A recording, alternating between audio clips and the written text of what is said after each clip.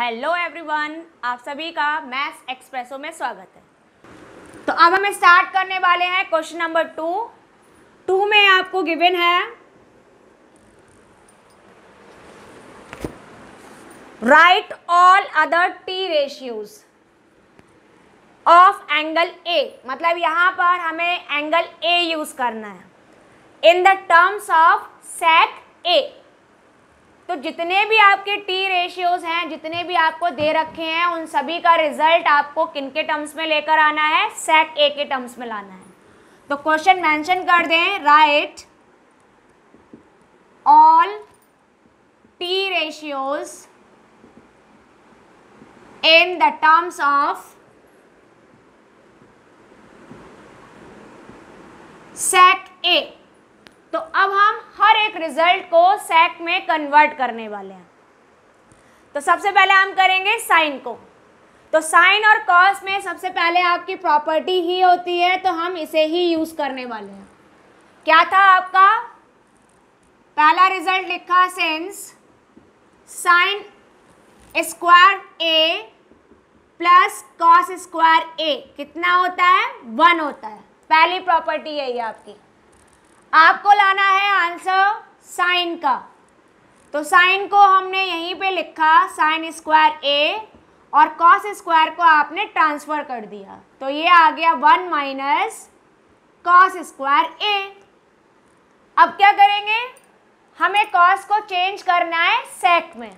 Sign को तो कर नहीं सकते क्योंकि साइन की वैल्यू निकालनी है, तो रिमेनिंग बचा कॉस, जिसे हमें सेक में चेंज करना पड़ेगा क्योंकि आंसर आपको सेक के टर्म्स में लाना है। तो आपने यहाँ देखा कि आपका कॉस थीटा कितना होता है, 1/सेक थीटा होता है। तो उसी रीज़न से हम यहाँ पर लिख सकते हैं कॉस स्क्वायर ए कितना हुआ, 1/सेक स्क्वायर ए। ये आपने यूज़ की है condition. Cos theta is equal to 1/सेक थीटा होता है, तो कॉस ए होगा 1/सेक ए। तो कॉस स्क्वायर कितना हो जाएगा, 1/सेक स्क्वायर ए। अब आप इसका एलसीएम ले लें, तो एलसीएम लेंगे तो ये हो जाएगा आपका सेक स्क्वायर ए। सेक स्क्वायर ए का 1 में मल्टीप्लाई होगा, सेक स्क्वायर ए आया। अब डिनोमिनेटर पूरा सेक स्क्वायर ए है, तो आपका न्यूमरेटर 1 रहेगा। तो ये तो वैल्यू आई आपकी साइन स्क्वायर ए की, लेकिन हमें वैल्यू लानी किसकी है, साइन ए की लानी है, स्क्वायर की नहीं लानी है। तो फटाफट ले लेते हैं आप इसका स्क्वायर रूट। तो on taking square root, sine A आपका इक्वल आया square root of sec square A minus 1 upon sec square A. देखिए सेक स्क्वायर ए माइनस 1 तो परफेक्ट स्क्वायर नहीं है, तो इसका तो रूट सॉल्व नहीं होगा, लेकिन डिनोमिनेटर आपका सेक स्क्वायर है, तो आप उसका रूट सॉल्व कर सकते हो। तो आंसर कितना निकला आपका, sine A is equal to square root of sec square A minus 1 upon sec A. तो इस तरह से आपने देखा कि आपने एक पर्टिकुलर रिजल्ट को चेंज कर दिया है किसके टर्म्स में, सेक के टर्म्स में। अब बारी आती है सेकंड टी रेशियो। तो सेकंड कौन सा है आपका, कॉस है, और आपको चेंज करना है उसे in the terms of sec. तो सबसे आसान है आपको इस पार्ट को सॉल्व करना। कैसे किया, तो आपने लिखा कि आपको पहले ही पता है कि टी रेशियो आपस में रिलेट करते हैं, और कॉस ए कितना होता है, 1/सेक ए होता है। तो लीजिए आपका कॉस ए एक ही बार में चेंज हो गया in the terms of sec. तो ये आपका रिजल्ट कंप्लीट हो गया सेकंड। अब इसके बाद में थर्ड आपका टी रेशियो आया, तो थर्ड में क्या निकालेंगे, 10 को चेंज करना है। देखो साइन हो गया, कॉस हो गया, अब हम क्या करेंगे, 10 को चेंज करेंगे in the terms of sec. तो आपने देखी कि 10 की प्रॉपर्टी होती है 1 + tan स्क्वायर थीटा, और ये होता है सेक स्क्वायर थीटा के इक्वल। तो वही चीज़ आपने यहाँ पर मेंशन की। तो आपने लिखा सिंस 1 + tan स्क्वायर ए कितना होगा, सेक स्क्वायर ए होगा।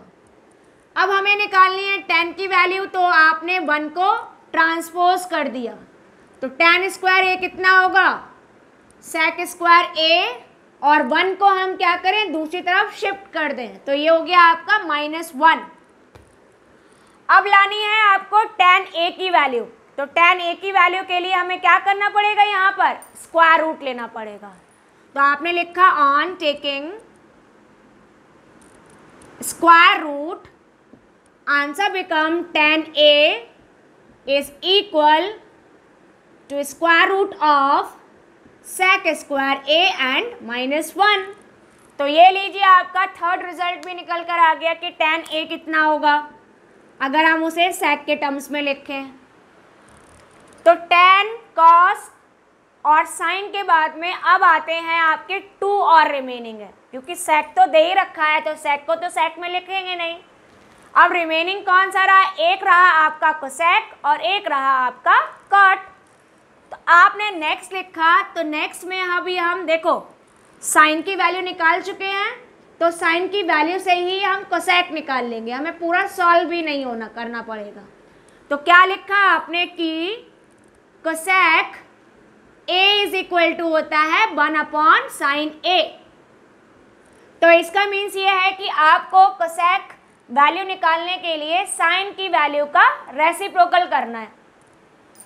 पुट कर दीजिए वैल्यू, तो ये वैल्यू हो गई आपकी 1/sin a। आपने कितना निकाला था, यहाँ पर ये वैल्यू निकाली थी, तो इसको जैसे ही हम यहाँ लिखेंगे वैसे ही हम कोसेक का आंसर निकाल सकते हैं। तो ये था आपका sec square a -1/sec a। अब जब हम 1 को किसी भी फ्रैक्शन से डिवाइड करेंगे तो उसका हो जाएगा रेसिप्रोकल, तो इस वजह से आपका कोसेक a सॉल्व होकर आया, sec कहाँ पर आ गया, at the place of numerator, mean sec a/√sec square a -1। तो आपने यहाँ पर कोसेक की यूज़ किया, कोसेक का रिलेशन लगाया साइन के साथ में, साइन की वैल्यू पहले निकाल ली है, उसकी वैल्यू पुट कर दी और रेसिप्रोकल करते ही आपको कोसेक मिल गया। तो यहाँ इसके लिए आपको कोसेक की आइडेंटिटी नहीं लगानी पड़ी कि, और आपका रिजल्ट आ गया। अब है आपका लास्ट कंडीशन, आपको चेंज करना है कॉट को, क्योंकि आपका सिर्फ कॉट बाकी रह गया और उसको लिखना है सेक के टर्म्स में। तो कॉट सेक से रिलेट करना है, तो कॉट को हम रिलेट कर सकते हैं पहले tan से। क्या होता है, कॉट थीटा आपने लिखा था कि ये होता है 1/tan थीटा, तो इसी तरह से आप लिख सकते हो कि since cot a is equal to 1/tan a। अब आप यहाँ पर tan की वैल्यू पुट कर दो, तो आपका रिजल्ट आ गया cot a is equal to 1/√sec square a -1। देखिए tan की वैल्यू थी ना √sec स्क्वायर -1, वो आपने यहाँ पर यूज़ कर ली। तो और इसको यूज़ कर जैसे ही किया वैसे ही आपको आपका लास्ट रिजल्ट पता हो गया, cot a की value in the terms of sec a।